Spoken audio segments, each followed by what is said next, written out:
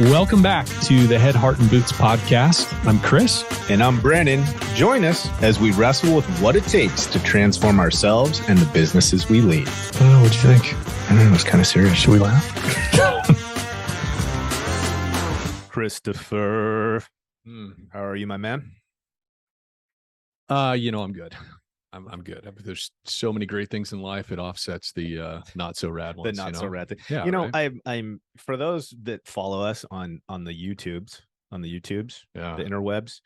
I've noticed that our table, like, I think we're gonna have to upgrade eventually to maybe like an actual 6-foot table so that we can have enough room for all the crap that we try to put on this 2-foot space. Yeah. Are you starting to feel that? I feel like that's actually, like, in all reality, that's a little bit of a passive aggressive thing that you're telling me you don't like all the gadgets and things that I bring to our podcasting table. You like it more neat and tidy. Do you know when they say the saying, if the shoe fits? I made no direct comment, passive or otherwise. Well, and actually, in all honesty, I mean, half the crap on the table is mine. Speaking of gadgets, I ordered that Apple Watch. You did? I just need to say it out loud because I'm a little bit embarrassed. But do we need to walk through the chat that we had regarding accountability and gadgets? I think it would probably be uninteresting to most folks. It's a different episode. So maybe that's a separate one. Yeah. All right. Okay, man. Let's get into this topic. So, a while ago, I mean, I kind of lose track of when these episodes will get released versus when they're recorded, but we did an episode number 55. Yeah. Was changing our project manager mindset. And dude, that episode got some serious plays. Yeah, no kidding. And we got a lot of feedback. We had, we're, really fortunate. We have a bit of a friendship with CNR and we do some contribute to that. And of course, there was an article there too about it. Anyways, point being, it struck a chord. We got a ton of feedback on the relevance of that and how it was applicable. And we got a lot of people saying how they were going to share that down into their ranks, really almost as a training. And that's exciting for us. Obviously, when we do something, we hit something that obviously there's value. Mm-hmm. So I wanted to do a similar kind of episode, and I wanted to focus really on this transitioning that happens as we're moving people in our ranks from field roles or more technically competent roles. And then we're asking them to slide into division manager spots. We're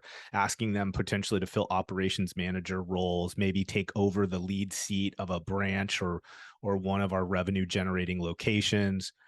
There's just this shift in mindset. And so I wanted to do a show on that. We're going to try to keep it tight. Yeah. We're going to try to stay kind of at that 10,000 feet. So we're not going to necessarily get down into the weeds, but this is a little bit of a window into our consulting process, because I think this conversation is going to touch on, a lot of the stuff that when we do like an on-site with our clients, we spend a healthy amount of time with leadership teams walking through this stuff. Yeah. Agreed. And I think in some ways it's always fun when you have an article or a show that just takes off, but we kind of knew it was going to strike a chord, because this issue of like project management and leadership development, every single client that we work with, there's an opportunity to grow in that. Yeah. And I just think again, for all of us, that's those special places that when you get improvement, they have exponential impact on the team. Yeah. Right? It can always be improved. Always. It's one of those areas of the business you can always be investing and you'll get a return on it. Yeah, for sure. Okay. Well, all right. So kind of the groundwork for this, I want to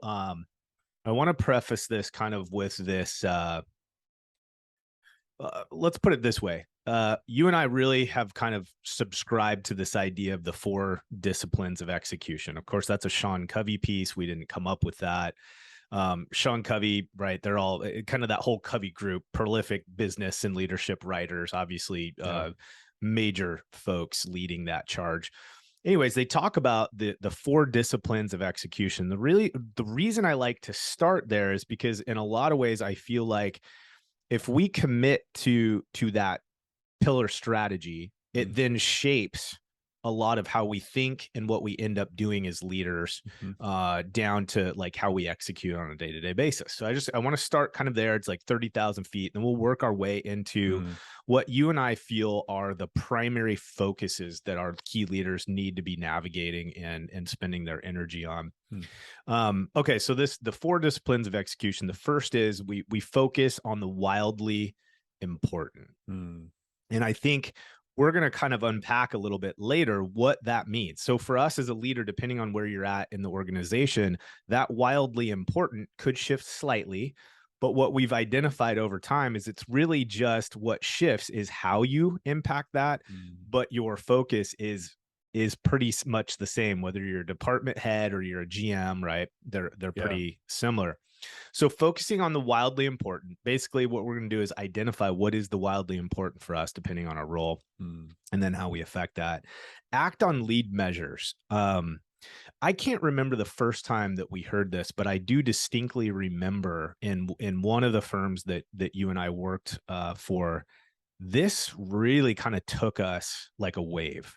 Like when we started to identify that there's leading activities that you Mm. can influence. And when you do that, it gives you the highest chance of reaping the reward or getting those lagging measures that you want. So, like we talk about this in sales, there's leading activities that we can hyper focus on and measure and Yeah. pay attention to that will likely give us the revenue generation that we want to see. Right. Yeah. I mean, the fact of the matter is, and I think some of the philosophy behind this whole 4DX model, which is what I've heard it referred to as, is it's acknowledging that we don't ultimately have control over people and the decisions that people make. And this is true in sales. So 4DX is really great in the sales environment. My first exposure was actually in a State Farm office. I was working for a mentor agent who now is actually one of the top agents in the country. And he's been working off 4DX for 10 plus years now. Okay. It's been highly successful because it doesn't matter how good of a salesperson you have. Like we can't control what other people choose to do, but we can control the behaviors that lead up to that decision, Yeah. right? To Yeah. to create a higher propensity for success, Yeah. right? Right. And I think that's an important distinction because sometimes we get so focused on the result, and yet we don't ultimately have control over other people, Yeah. to control that result. No, I We agree. can only control our inputs, right? That's right. That's right. And we're going to probably bounce on these a couple times, but I really do feel like there is something so important about these things. So again, guys, Sean Covey, Four Disciplines of Execution, read the book. Go put some time in really understanding how these impact us and what we can do with them. But that acting on lead measures is such a critical shift in the way that we're leading people. Mm. And primarily because I think one of the struggles that we have, like when, for instance, we do our monthly review of the financials, is it's kind of happened, Yeah. right? There's not, we feel almost helpless and frustrated by the fact that something went down and now we're looking at it postscript. There's nothing more I can affect that month. Yeah. Now, moving forward, it obviously gives us insights to modify behavior, blah, blah, blah. But this leading measure thing is so critical. And the idea that as a key leader, whether a department head, even project managers, Mm. GMs, OMs, if we can look at our team and go, what are the things that I can measure and draw people's attention to that gives me the ability to have live impact all the way up until we start measuring those lagging indicators? Yeah. That's really vital. Okay. Keep a compelling scoreboard. This one's interesting. I think for a lot of us, because we tend to be somewhat shy of conflict, Mhm. we think that public scoreboards are creating conflict potentially, Mm. right? And I think one of the things that we've learned over time is when you have the right people in the bus, a public scoreboard, it creates healthy competition, Yeah. right? It aligns people's performance and if they're winning or not winning with the leadership team, Mm. right? So there's no secrets, there's no hidden gotchas, there's no misunderstanding of how someone is doing. And Mm. so the positive impact of a more transparent or public scoreboard is actually far more healthy for organizations than any downside. And the reality of it is that we found is that those that don't want to be on a public scoreboard tend to be the ones that probably aren't performing well anyways. Yeah. Right. And now the interesting thing about this keeping a public scoreboard, it also helps us problem solve. So we're not saying this from the level of accountability and then you ditch when somebody doesn't perform. But if we can see it on a consistent basis, again, we can influence it. We can jump in before it's too late. You know, if a team player is starting to slide into that B to C seat, well, we have an opportunity because it's public. We can see it and we can hopefully get that propped back up and provide whatever insight or training to get them back into that A seat. I mean, there's lots of implications for this. So keeping a compelling scoreboard.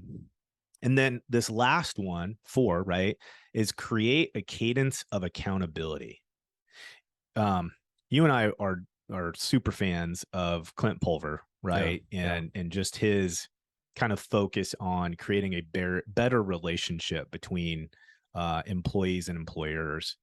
And he talks about this balance that, gosh, we've talked about this so much, of accountability and connection, right? And the idea is that we have to have equal parts of both. The employees are engaged with companies where they're heard and seen, where they're valued, and we do that through connection. Right. Really understand these are people, and we're connected to those people, and we marry that with a cadence of accountability. And accountability is hard. It's difficult for us as leaders to maintain. We get tired.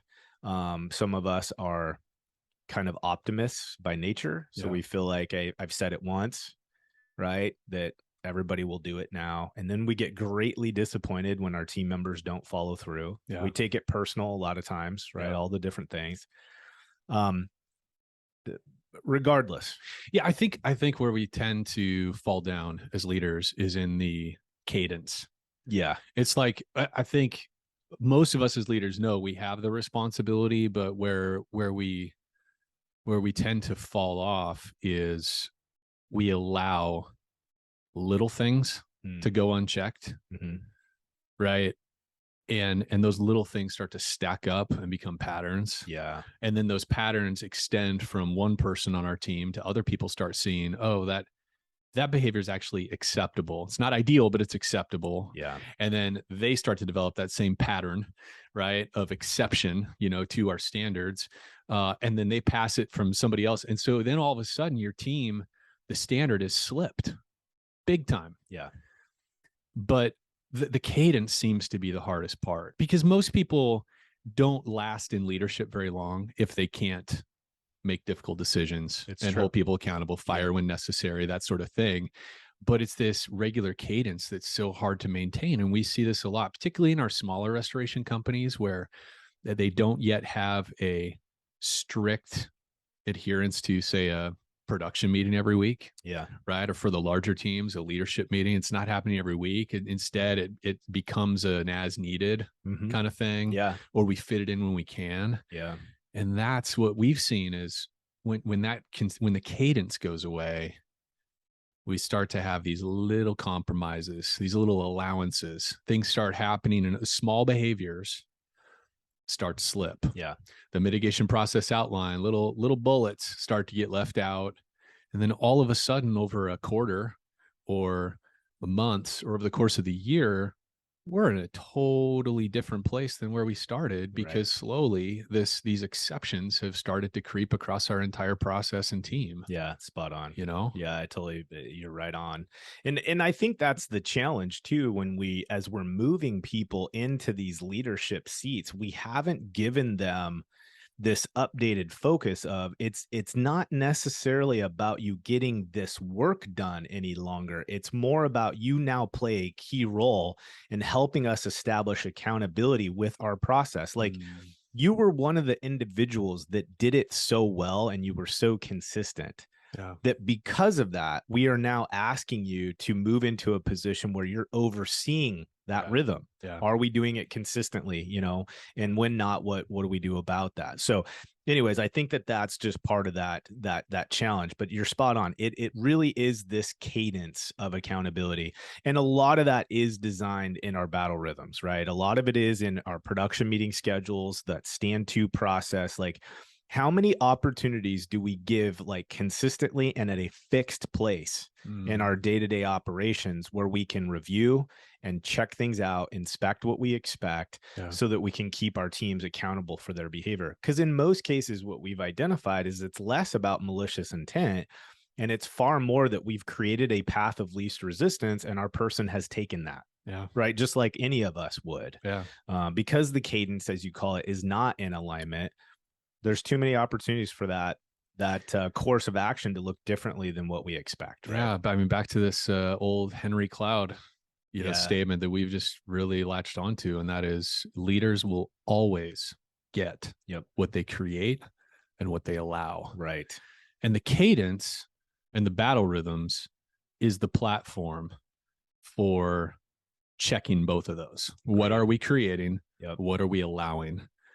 And not letting that get out of control, right? There's I think General McChrystal, or one of these other famous generals too, talks about, hey, you walk past a non-compliant behavior without saying something, you just endorse that behavior. Absolutely. You just said it was okay. Yep. And how often do we do that as leaders? Oh my gosh. So often, right? All the time. So let's talk about this primary focus of leaders, because we've identified kind of 6 key areas of focus. And I think, excuse me, 8. And I think sometimes we can lose track of these because we get caught up in the nuts and bolts. Yeah. We get caught up in project management, production flow. We get caught up in the production schedule, and we can lose sight of some of these other really important things. Yeah, I think one of the ways to look at this before we move into this is the critical shift mentally that our leadership has to make. And I think the challenge can be is, a lot of the times as business owners ourselves, we're not 100%. Like, we haven't really done a good job of articulating what my leadership team's focus should be. And because of that, we've allowed one of our team members to essentially fill in the blanks. And the challenge in that is that they're going to use their existing database, their existing experiences, to fill in those blanks. And really often, and this isn't always the case by any stretch of the imagination, but most often we've moved somebody into a leadership role because they've done the tactical part well. Yeah. And so when we move them into this leadership role and we don't talk to them specifically about, hey, this is part of the mental shift that you need to have. Like, this is where you're going to begin to focus. This is what I want to see from you. This is how you win now. Yeah. They fill in the blanks. And well, how do they fill in the blank? Well, they do. Yeah. Right. They go back to what they know. And what they know is doing the work. Yeah. Right. And so an example of this is, and we'll obviously get into them when we get down into the pieces, is if someone sees that they need something to get done, a doer's knee-jerk response is go do that thing. I know how to do it. I already know how. I've got the experience. I've got the knowledge. It's faster for me to do it than try to tell somebody else. And when that goes on and on and on, we create a culture now where we're just in this cycle of fighting fires. Because we're no longer proactively leading our teams. We're just jumping in and fixing problems ourselves over and over and over again. And then we perpetuate the problem because we haven't spent any time proactively solving the issue for the long term. And what we see when we talk to leadership teams about this is almost a sigh of relief that someone recognizes that these leaders are just doing the best they can with the limited tool set that they have to their use. And when someone says, you know what, the reason you feel frustrated is because you're spending your energy in the wrong lane. A light bulb goes off and they're like, oh my gosh. Yeah, that is my frustration. I didn't even know how to say that. But that's what anyways. That's good. That's what I'm feeling. Okay. So let's get into these, the primary areas of focus. And I mean, to a certain extent, this is our opinion. This opinion comes from experience. Oh And no, dude, it's fact, dude. This is law. it's fact. It's the law. This is laws of the universe. This is laws of the restoration. business universe, I think. Okay. So the first one is our primary focus has to be on our cash and collection activity. Okay. Cash and collection activity. Again, if we're a doer, we win when we get the work done. However, as a leader, our job is to ensure that we get the work done in such a way that we're able to collect and get paid for our services. So what does this look like as a primary area of focus for a key leader? And when I say a key leader for this topic, I'm talking about division manager up, team lead and up, let's call it, right? Depending on your size and scope of your company. So cash and collection focus can look different based on the role in the team, but an example would be at the team level. It's about monitoring the way that we're closing a project and invoicing. So let's say I'm a mitigation team manager and we go out and execute on a job. The areas that I'm going to be focused on for the purpose of supporting this, the area that I'm going to dig into and monitor and look at is, in order to support this cash collection focus, is, are we getting the information from the field in a timely manner? And is it accurate enough for me to quickly and time efficiently write a sheet, get an invoice submitted, and get that approval process started? Yeah. Right. That's mission critical. Yeah. What is the quality of my document packages that we are creating, which includes the photos, includes the moisture logs, includes all the things, right? And if you're a mitigation manager and you're listening to this right now, I want you to walk through a scenario with me. How often do you find yourself filling in the air gaps on shitty paperwork? Because you know it, you've done it, you know what the team missed because it's applicable to almost every single water loss that we do. And so you just continue to fill in the blanks. You continue to audit horrible data coming from the field and you fix it in quotes because you know how to fix it. Yeah. And it has to be done. It has to be done. I got to get these invoices out. So your solution is to get in and do.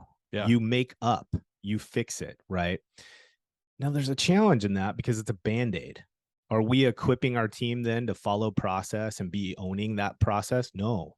Now you're stuck ensuring that you're the one reviewing documentation and writing our scopes of services because you're the only one smart enough to fill in the gaps.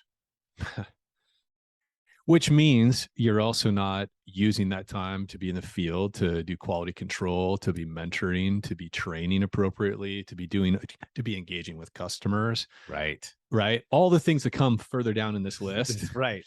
Yeah. Right. And, I think it's just important for us to give some of those examples where people go, oh, yeah, that is me. Yeah. Right. And that's so common. And I'm not putting anybody down for being in that position, but that's part of the frustration that we're creating for ourselves is we're doing instead of creating change in the process for a long-term result. Yeah. So again, we don't want to get too bogged down in the weeds, but that cash collection activity, what that ultimately means is that if we're in any kind of position where we're leading a team or higher, our focus we cannot give up the kinds of day-to-day activity that drive our ability to collect and protect the cash flow for our company for anything else.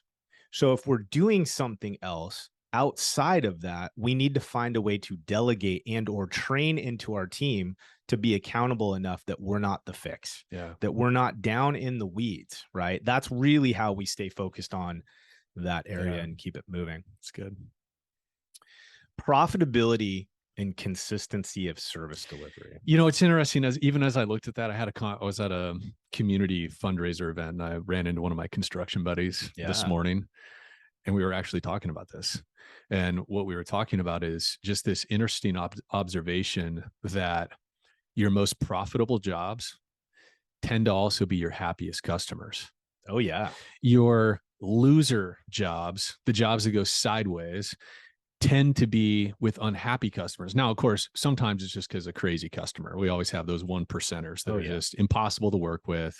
The customer throws a monkey wrench into the system, et cetera. But more often than not, when we have a failed project, it's because of what we did or didn't do. Yeah. 9 times out of 10. Yeah. Right. And there's a whole, and that's a whole nother podcast, is why do things go wrong? And we can talk about those key things. But it is interesting that as a leader, there is a correlation between profitability on jobs and execution on the customer experience timeline. Right. That when we're minding our process, when we're doing the pre-construction budgeting, right, when we're having that restoration checklist meeting with a new build back client, and we're walking them through the process, setting appropriate expectations, explaining the process and all that kind of stuff, we tend to get better outcomes in terms of our profit. It's when we don't communicate well and we end up getting a bunch of change orders and all this kind of stuff that our costs go up and that profit shrinks, right? And if we go back to kind of that starting example, if we're bogged down in the office or behind a desk or behind a screen, making up for a failure to execute in the field, then we've lost all of our ability to proactively manage the consistency and the execution in the field. I can't do consistent quality control checks. I can't be talking with my clients and finding out how their experience is going. I can't pop in on a job and do some ad hoc training and updating for our team because they're really close, but we're just missing the mark enough, right? I can't do things like let our team know that they're doing a great job following these XYZ processes in the field because I can't get out to interact with my team. I'm stuck behind my laptop. I'm struggling behind the laptop, or I'm at one of these jobs. I'm at one single project all day doing instead of equipping a team to do. Right. So you can see how, and I think these apply like even all the way to the GM level. If you're a small enough team, it's completely reasonable to have GMs and operations managers that are filling in the blanks, and they're going out and they're executing on a project. They're slipping into a project manager role. They're filling estimator tasking because we just got to get the work done. And we slide out of that lane. We're now no longer proactively leading the profitability and consistency of our service delivery. So here's something to kind of keep in mind, I think, as we walk through this. I really want to encourage leaders as they listen to this is the key switch here is the stop doing piece. Like, and this is kind of hard, the doing.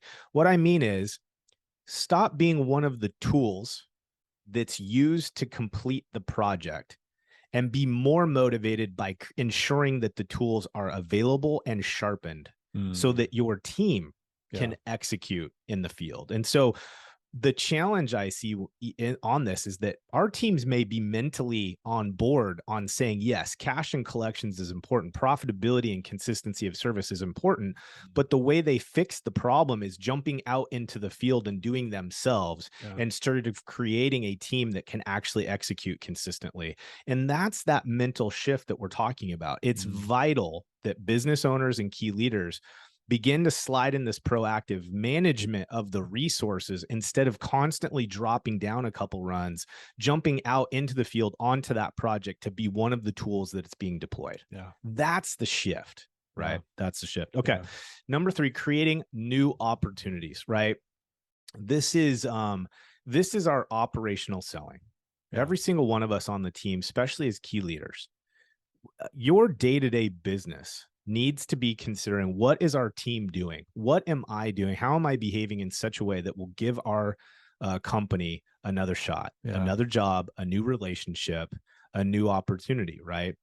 And some of the ways that we talk about this, like on the sales side, is we talk about, especially in the commercial environment, how vital it is for operational leaders to be aligned with their sales force to the point where Salesforce could be setting up meetings and intentionally drawing our operational leaders out to engage that prospect or that new account to create depth and trust that the service delivery will happen, right? This is one of those areas where we certainly haven't always been fantastic, but I think you and I did achieve some success in the teams that we've worked in, where breaking down those walls between production and sales, and also really getting getting our salespeople connected up to our operational leaders routinely. Yeah. To where there's a regular open conversation happening about new clients that have come in, what's being sold in the field, what are we hearing out in the field, Yeah. relaying feedback,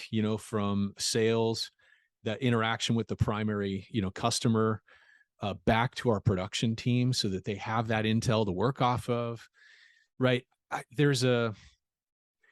It's important for operational leaders to always be connected to what's happening out in the field on the selling side, right? Absolutely. What is the promise that we agreed to deliver on? That's right. And that's a huge disconnect for so many teams, is Commonly, that we get so focused on the scope of work, the nuts and bolts of the execution, our GP, we forget to really engage all of our resources. And probably the most important resource is, how did we get this work?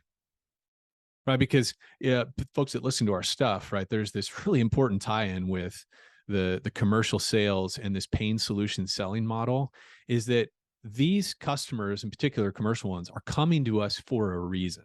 There's some kind of pain point, unmet need, unmet preferences that other companies haven't been able to cater to, whatever the case is. But there's a reason why that customer is coming to us instead of going to XYZ Restoration. And if our operations leaders aren't connecting with our salespeople, we can end up delivering on the wrong promise. Totally. We've talked about this before. Like, we have our cadence that we establish in operations. And one of the cadences we had earlier in our careers was that all PMs had a weekly face-to-face meeting with recon clients, right?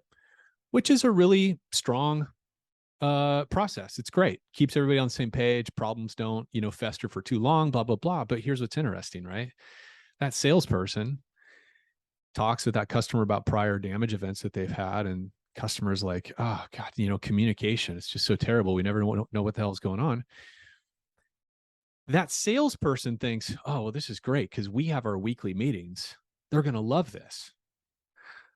But then when the sales rep follows up and explains our weekly face-to-face meeting process, and the customer's like, oh, the last company did that, and that was nowhere near enough. Yeah. We were kind of hoping that we'd get daily updates on what's going on.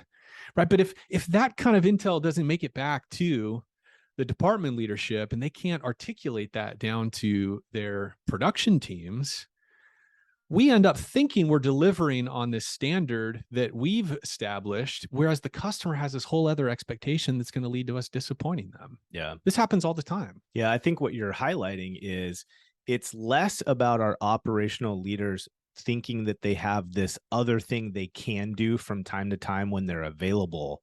And it's a shift to, no, one of your primary responsibilities as a key leader in this organization is to ensure that you are finding and aligned with things in our process that give us another opportunity. Yeah. So for a key leader to make time to ensure that they go and participate in that relationship in that way is not a sometimes do it when you can. Yeah. It's a primary responsibility. It's how you create a return on the company's investment in you and your role. Yeah. Right. And we're going to, this is going to be common with everything. This might need to be a two-parter. I know. Yeah. Okay. Number 4 is customer satisfaction. Yeah. And I think what we're saying here is it's, because we just talked about consistency in service delivery. Ultimately, that will create customer satisfaction. What we're talking about here is the inspecting of and digging into and ensuring that we are creating satisfied customers. So an example would be if your team gets surveys sometimes or gets reviews sometimes, you as key leaders are allowing something very, very vital to slip through the cracks. You're treating customer satisfaction and inspections of that as something else you could do if you have time versus a primary responsibility in your role. And so, of course, our friend, at Liftify. Yeah. Okay. The reason we explain to people this is a great resource to adopt into your business is that it's a very easy thing to commit to. It's completely it's cheap. It's cost effective. Yeah. It's silly not to use it. The results are high, but the point is it's you as key leaders understanding you have a commitment to understanding your customer satisfaction as part of your roles and responsibilities. Yeah. And this is a resource that will help your team execute on that more consistently. And at the same time, it's not a, I don't know what the word is, panacea. It's not like a silver bullet of having like a system like Liftify or getting Google reviews and stuff on a, but part of the customer satisfaction thing is digging beyond those things too. Yeah. And I think as leaders, that is part of the responsibility we're taking on, is to really understand, Yeah. right? So we talk about departmental leaders, GMs, owners, routinely engaging closed, collected customers saying, hey, Mrs. Jones, listen, I was following up. First of all, thank you so much for that Google review. I mean, that really, pumps the team up when we see that feedback. And I appreciate the internal, survey you guys returned to us. Great information. Do you mind if I take a few more minutes with you? I'd love to dig into some of your feedback. And Exactly. we're always trying to get better. And then listen, we talk about this process as leaders. It's so critical, is listening to what the customers say verbatim. What are the words they use to describe their experience? Do they reference specific team members about their experience? What did they like about our people and our process? Is just one of my favorite go-to questions. Hey, could you tell me 2 or 3 specific things about our people or our process that just made this experience a little bit better for you guys? And then verbatim capturing those words and descriptions. And then the bigger thing is taking it back to our team and say, guys, this is how we win.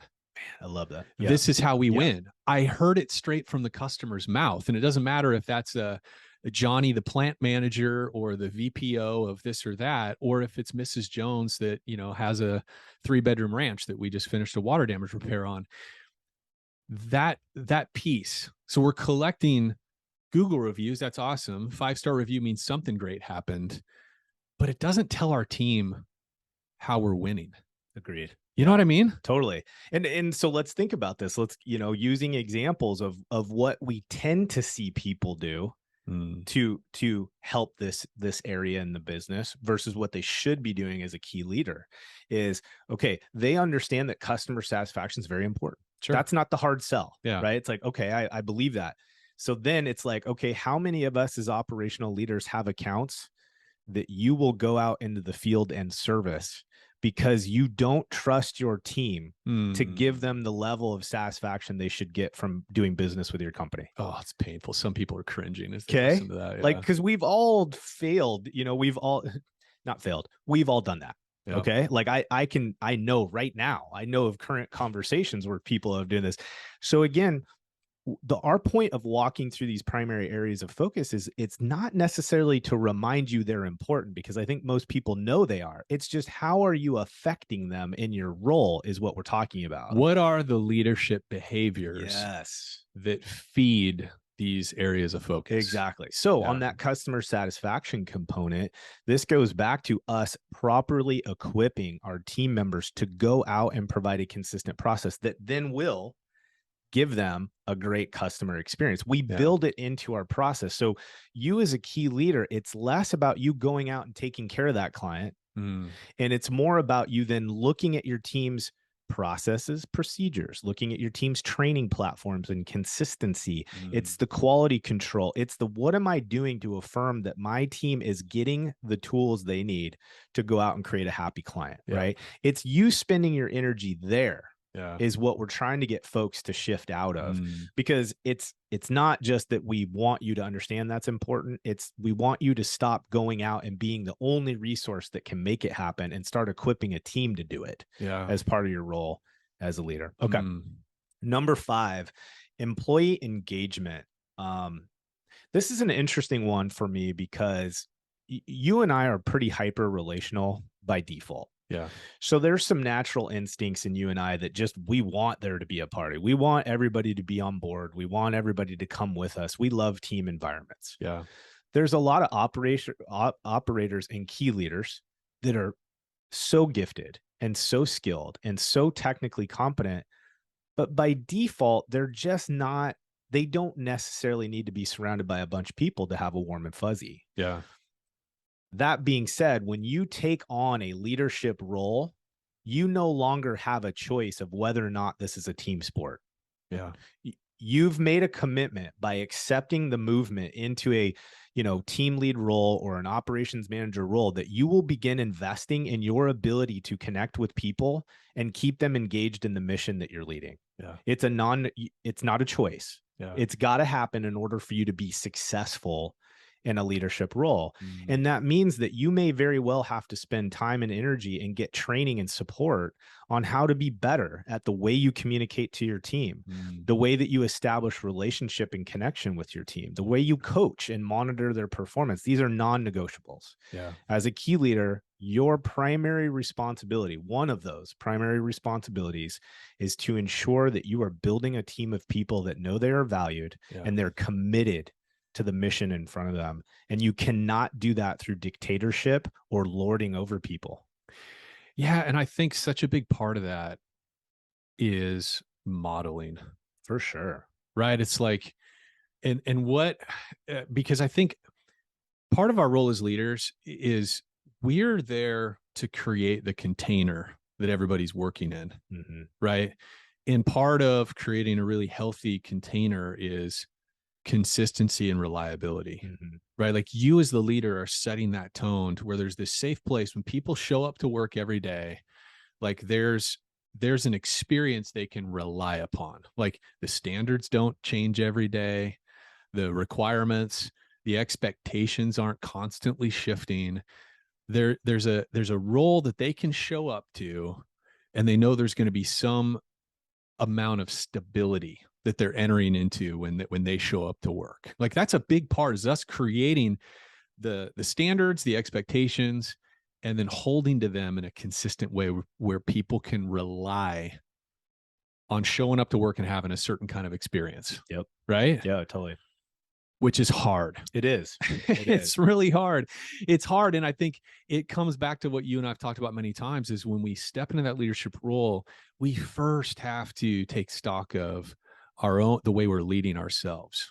Yeah. Because I think if we bring our insecurities into that position, we bring our own lack of discipline, it is going to spill over. It's going to model the wrong things. It's going to model the wrong thing. Because again, the modeling thing and team and employee engagement, I think, is we can't be engaged with our entire team all the time. And so what we're modeling day to day starts to show our team members how they should be conducting themselves, and it kind of spreads. Yeah. It's like, it's mentoring, I guess. It completely is. It's mentoring. It's saying, hey, I'm holding to these standards and values. This is how we're successful as a company, and just consistently modeling that. It's like I'm showing up to meetings on time. I'm not canceling meetings last minute. Right. I'm not making excuses for my undone work. I'm like, so employee engagement, I think, is maybe even not even a big enough term, right? It's like we're building the environment, right? And we're setting the standard by how we act and conduct and treat others, and the way that we hold to the disciplines and standards personally. And that is tough. Like I've had these come to Jesus moments several times in my career where I realized I've shown up to my meeting 5 or 10 minutes late the last 3 weeks in a row. And then I find myself irritated because I have this one sales rep or this one employee that is showing up 15 minutes late. And I'm like, what am I doing here? Right? As a leader, I'm not even holding the standard. And then I find myself irritated because someone else is. And of course, it's all ego, because then I think, well, I'm more important. It's okay for me to be late because I have really important stuff. Right? Yeah. But that's part of it. I think, yeah, I mean, probably the easiest way to supplement this or give you guys some more resource to check out is check out the coaching culture episode. I can't remember the number off the top of my head. It's recent though. Last 5 or 6. Fairly recent. Creating a coaching culture. That's basically kind of a deep dive in part of this engagement, like our role as leaders and how we create employee engagement. I guess the short-term point for this is that it's not something else you can do when you get time. Yeah. It's no, I've hired department managers to split the workload. Yeah. Right. Like I'm asking you to shoulder some level of responsibility in your role to help me continue to grow a platform and a company that has a bright future. And part of you doing that is, in every single leadership role, we need to understand that a critical element and responsibility is for us to learn how and then to proactively engage our employees to where they want to be at that company. Yeah. Like it's our job. Okay. Yeah. All right. Team recruitment. Mm. This one is always hard because I feel like most of us start looking for people when we've already maxed out our production level. Yeah. And I think what we're saying here is that as a key leader, if you're out doing all the time, it's impossible for you to proactively manage the prospect pipeline for new talent, for new employees. And it's not the GM's job or the owner's job or the HR department's job. It's your job as a key leader to ensure that you're bringing in enough people to adequately handle the current and growing workload, which means you can't think about this when you're tearing your hair out because you keep going out into the field and doing. Yeah. You need to not go out and do, and you need to focus on solving the problem by hiring good employees. Yeah. It's that E-Myth thing, right? It's working on the business instead of in it. Yeah. Right. Yeah. There's two aspects of this that come to mind when you're talking about team recruitment. Is there's a succession piece that we always have to be engaged in. Yeah. Who are my risers? Who are my climbers in my department? Yeah. Who is potentially holds the capacity to take my job? Right. So there's this piece of who's coming up through the ranks. Mhm. Who am I developing for future responsibility and expanded scale? And then what holes is that going to leave in the team? Right. And so who am I going to, when I move this person up into this, then I've got this open seat. I need to start thinking about who's going to fill that spot. And it could be somebody down the chain, Right. or it could be, I got to go external. I got to be finding new blood, right, to fill up my bench. So when I promote this person and I'm moving up into this more scaled role. And we all Right. have some version of this. Again, if we just kind of keep using this department head as an example, right? Like there's operations manager's role. Maybe there's the opportunity to take the lead seat in a new branch or a new satellite location. Well, who's going to fill that air gap for you, right? So we kind of look at these as two different things. There's this recruitment and succession planning. I skipped you ahead, big cheater. I? But it's you're spot on though. Those are two different things, but they're critical. Yeah. It's I got to have enough seats filled on the bench to adequately produce. Yeah. Right. And I need to be looking for that right hand. I need to be looking for the individuals that are showing promise and begin to feed them new levels of responsibility. Give them a vision for where their career path can go as part of this institution. And what's interesting about all of these, because I know when I think about them, I'm like, gosh, there's like these minor layers of overlap. That's because they're synergistic. Yeah, they are. They don't really happen in complete silo from one another. Yeah. They all support each other. So if you're in the right state of mind and you're focusing on the right things, these kind of perpetuate success, right? Yeah. Because they feed into one another. I think the big, to kind of put a wrap on that, the key word is proactive. Always.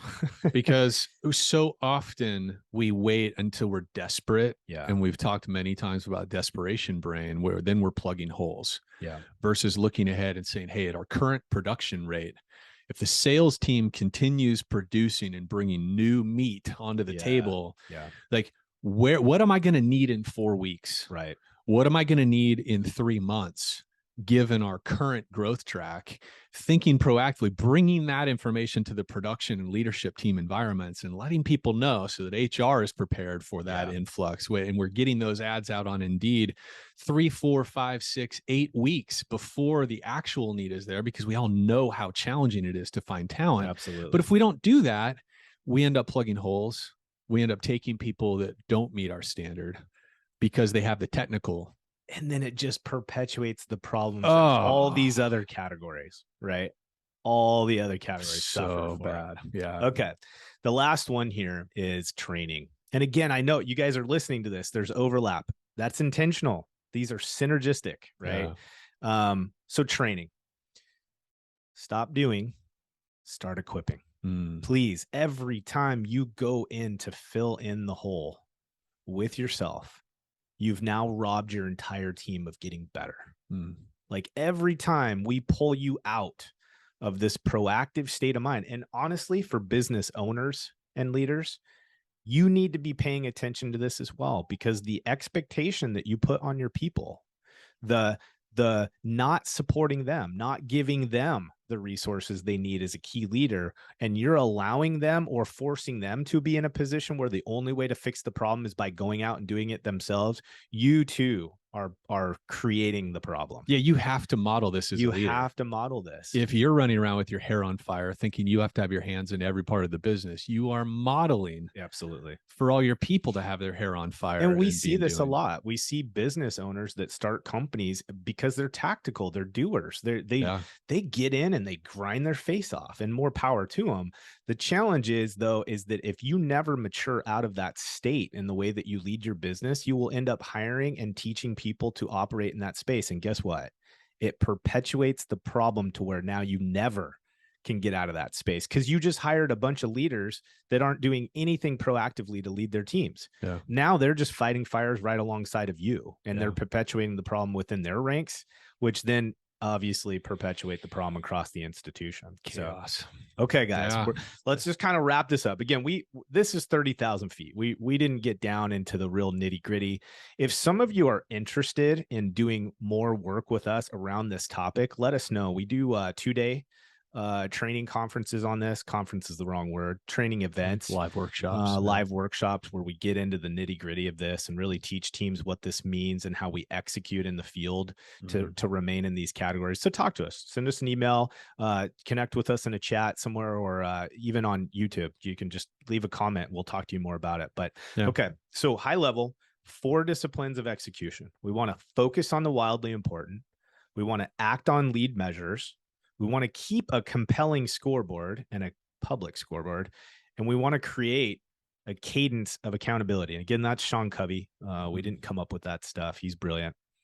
And then, okay, just recounting these primary areas of focus as key leaders. Where should you be spending your energy? Not when you have time, but because it's a key performance space for you as a key leader. Yeah. Cash and collections. Okay. Profitability and consistency of service delivery, creating new opportunities, operational selling, okay, customer satisfaction, employee engagement, team recruitment, training, and succession planning. You know, what's interesting about that list, right, is I think when people log in to, listen to a podcast about leadership focus, that means different things to everybody. But I think what's interesting about this list to me is while there are lots of tactical things underneath these things, it's the vantage point that's important. Yeah. It's like we have to adopt this new perspective of our roles as really sitting above all the tactical do's and don'ts. Right. It's thinking at this higher level of it's this proactive position. Yep. Whereas we often were coming out of how do I make this day work? How do I make this week successful with my team? And then as we go into this higher level leadership role, it becomes all about how we're thinking about the business, how we're setting the team up for success, right? How we're equipping and mentoring, and it's all in this more long range. Absolutely. I'm going to see the benefits of my behavior 3 months, 6 months, 9 months, 12 months out, and being committed to that. Yep. And not getting sucked back into the glamorous, I was a hero today. Yeah. I solved a problem. I collected an invoice. I set equipment. It's instead building the team for next year, the year after, etc. That's it. That's the shift. Right? That's the shift. Okay. Gang.